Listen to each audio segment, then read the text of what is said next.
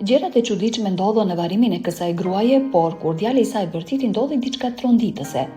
Më në fund gjithçka filloi të ndodhte saktësisht siç e kishte parashikuar Scarlett. Qielli ishte i përsosur si në një kartolin, por filloi të ndryshonte. Në atë moment pikat e para të shiut ran mbi arkivol. Papritur qielli u ersua, duke u bërë gri dhe shiu u bë më i dendur. Njerëzit vrapuan për t'u strehuar dhe hapën çadrat. Në atë çast, bartësi i arkivolit rrëshqiti dhe ranë në një hendek. Arkivoli i shpëtoi nga duart dhe gruaja e vdekur u rrotullua jashtë tij. Turma u ngrin nga habia. Gjithçka ndodhi saktësisht siç e kishte parashikuar e ndjera. Ndoshta nuk duhej të kishim ardhur në këtë varim o kurzi, menduan ata. Vetëm në atë moment të gjithë besuan se gruaja e vdekur mund të shihte vërtet të ardhmen. Scarlett ishte 8 vjeçe kur prindrit e saj vuan re se ajo kishte ndryshuar. Gjithçka filloi kur ajo parashikoi motin, por prindrit e saj nuk i kishin kushtuar rëndësi. Mirëpo kur Scarlett parashikoi se një fqinje do të pësonte një pickim gjarpëri dhe kjo ndodhi pikërisht siç e parashkroi ajo, prindrit e saj e kuptuan se kishte diçka më shumë se sa dukej. Të tmerruar, prindrit e saj e tërhoqën në dhomë dhe njëri pas tjetrit e bombarduan me pyetje. Si e dije këtë? A ta tha ndokush? Vajza e vogël thjesht buzëqeshi dhe tha, thjesht e pash. Dhe pastaj një mbrëmje gjatë darkës, Scarlett duke treguar me gisht baban e saj tha, një ditë do të largohesh dhe nuk do të kthehesh më tek ne. Një heshtje e sikletshme dhe e rënd bizotroi në dhomë, por askush nuk guxoi të thyej atë. 7 vjet më vonë gjithçka ndodhi saktësisht siç e kishte parashikuar vajza. Një mëngjes pasi përfunduan mëngjesin, burri u ngrit dhe doli nga shtëpia, duke premtuar se do të kthej brenda një ore, por familja nuk e pa më kurrë.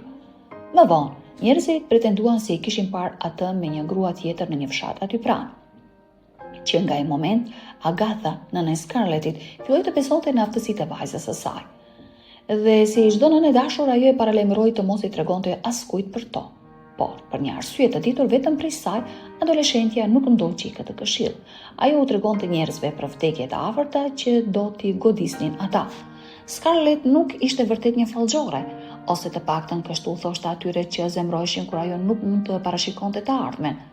Ajo nuk kishte aftësinë të shihte fatin e të gjithëve, thjesht ndonjëherë ajo ndjente marramendje dhe shikonte se çfarë do të ndodhte më vonë me njerëzit, qofshin ato miq, të afërm apo edhe të panjohur. 3 vjet më vonë, Scarlett, e cila atëherë ishte 18 vjeçe, u bë e famshme dhe fitoi pseudonimin Profetesha. Shumë njerëz filluan të dyndeshin në shtëpinë e saj duke i kërkuar t'u parashikonte të ardhmen. Por, në një çast, ajo që duki si një aktivitet i këndshëm dhe i padëmshëm, tregoi anën e tij të shëmtuar dhe të errët. Njerëzit filluan të fajsonin Scarlettin për tragjeditë që i godisnin, madje situata arriti deri aty sa fshatarët nisën ta sulmonin sa herë që parashikimet e saj bëheshin realitet, madje edhe kur ajo nuk u kishte thënë asgjë për të ardhmen e tyre.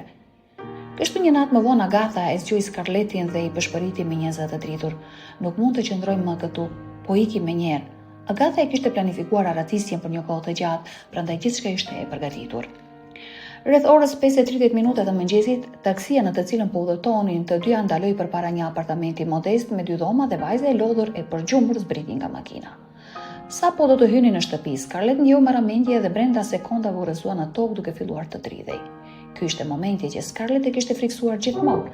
Ajo do të shihte një tjetër vizion, por këtë herë dinte që bëi fjalë për të. Edhe pse i mbylli syt fort, ajo i pa të gjitha. Pas disa sekondash Scarlett u qetësua dhe u ngrit, me një zë të dridhur që tradhëtonte guximin e saj, ajo tha: "Mami, i pash të gjitha."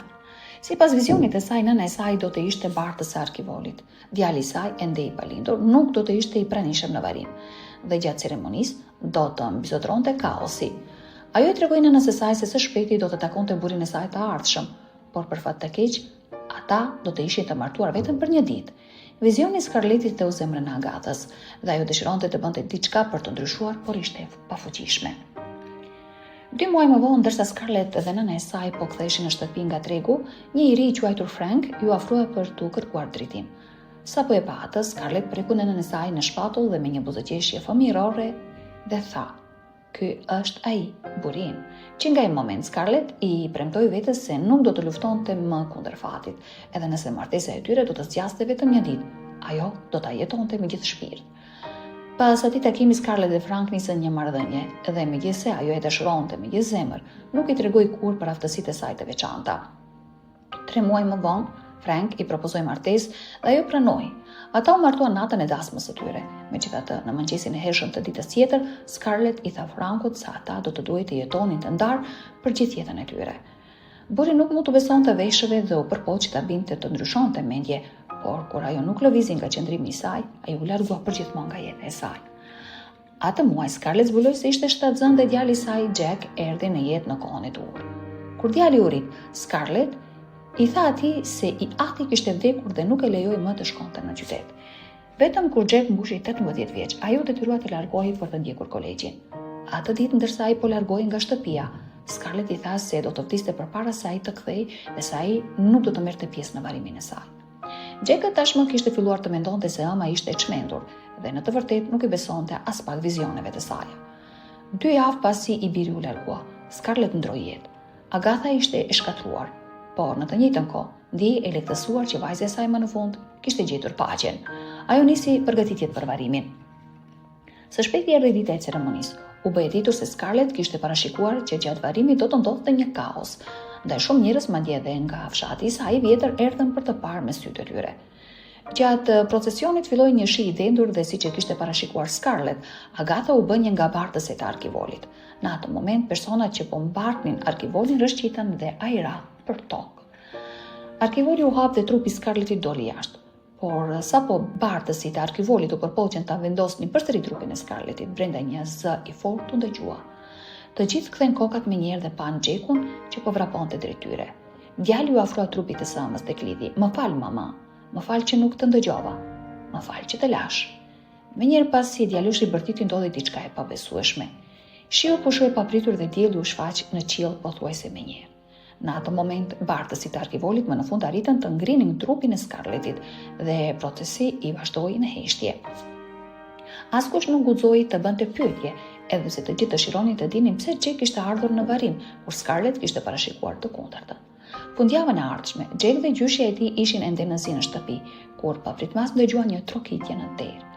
Agatha u ngrit për të hapur dhe mbeti e shtangur kur pa Frankun. Jack menjëherë kuptoi se ai ishte babai i tij. E shihni, pas varimit të Scarlettit, historia e saj dhe fotot e saj u përhapën kudo. Sapo Frank i pa ato, ai nxitoi të gjente të birin, të cilin nuk e kishte njohur kurrë më parë. Teksa babai dhe i biri po afroheshin për të përqafuar, Jack papritmas u razua dhe ashtu si ëma filloi të dridhej në tokë.